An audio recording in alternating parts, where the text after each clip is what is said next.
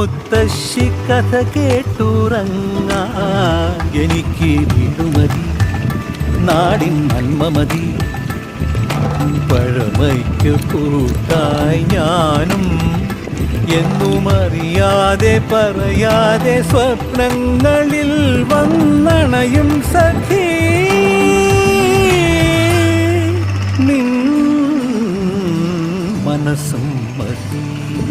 ഞാനൊരു മലയാളി എന്നും മണ്ണിൻ കൂട്ടാളി എന്നും മതിലുകളില്ല സ്നേഹത്തേരാളി.